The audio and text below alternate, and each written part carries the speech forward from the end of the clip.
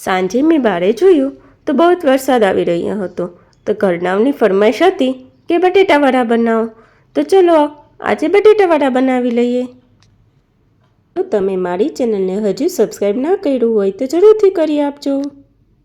Hello friends, મારી ચેનલમાં આપ સૌનું સ્વાગત છે. બટેટાવડા બનાવવા માટે આપણે અહીં લઈશું 1 કિલો બાફેલા બટેટા. હવે આપણે આ બધા બટેટાને મેશ કરવાના છે. તો હું અહીં આ મેશરનો ઉપયોગ કરી બધા બટેટાને મેશ કરું છું. તમે કોઈ પણ મેશરનો ઉપયોગ કરી બધા બટેટાને મેશ કરી શકો છો. જો તમારી પાસે કાંઈ ના હોય તો ચમચા અથવા તો વાટકાના મદદથી પણ કરી શકો છો. હવે આપણે વડા માટેનો મસાલો રેડી કરી લઈએ. તેમાં આપણે 2 ચમચી આદુ મરચાંની પેસ્ટ નાખીશું. અડધી ચમચી લસણની પેસ્ટ નાખીશું. આ બિલકુલ ઓપ્શનલ છે, તમે તમારા ટેસ્ટ મુજબ નાખી શકો છો. ચપટી હિંગ નાખીશું અને સ્વાદ અનુસાર મીઠું નાખીશું. હવે તેમાં આપણે ચપટી હળદર ઉમેરીશું અને અડધી ચમચી ગરમ મસાલો ઉમેરીશું. આ બંને એડ કર્યા પછી તેમાં 1 ચમચી ખાંડ ઉમેરીશ. ગુજરાતીઓના વડામાં ખટાશ અને ગરાશ બંને હોય છે, તો મેં અહીં 1 ચમચી ખાંડ ઉમેરેલી છે. તમે તેને સ્કીપ પણ કરી શકો છો. અને પછી 1 લીંબુનો રસ ઉમેરેલો છે. તે બધું એડ કર્યા પછી આપણે તેમાં થોડા ધાણા ઉમેરીશું, એટલે વડાનો ટેસ્ટ એકદમ સરસ આવશે. તે ઉમેર્યા પછી આપણે હાથેથી સરખી રીતના તેને મિક્સ કરી લઈશું. મસાલો બધો મિક્સ થઈ જાય તેના માટે આપણે હાથેથી બધા મસાલાને સરખી રીતના મિક્સ કરી લઈશું.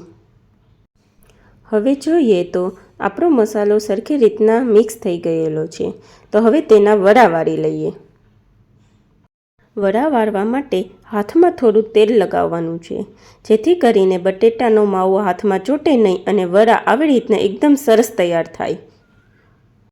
હવે આપણે વડા તળવા માટેની સ્લરી તૈયાર કરી લઈએ. તેમાં આપણે થોડું મીઠું અને હિંગ નાખી પછી તેમાં થોડું ધીમે ધીમે પાણી નાખવાનું છે, જેથી કરીને આપણી સ્લરી બહુ ઢીલી ના થઈ જાય. તેને આપણે ઘાટી જ રાખવાની છે, એટલે આપણા વડા એકદમ સરસ અને તેનું પડ એકદમ જાડું અને સરસ તૈયાર થશે. હવે આપણે જોશું તો આપણી સ્લરી તૈયાર થઈ ગઈ છે. મેં અહીં આટલી ઘાટી રાખી છે. જો તમે ઘાટી રાખશો તો એકદમ સરસ વડા તૈયાર થઈ જશે. અહીં તમે જોઈ શકો છો કે આપણે ડીપ ફ્રાય કરવાનું છે. તો વડાને લઈ સ્લરીમાં ડીપ કરી તેલમાં આપણે ડીપ ફ્રાય કરીશું. અહીં તમે જોઈ શકો છો કે હું એક એક વડાને ડીપ કરીને તેલમાં તળવા મૂકું છું.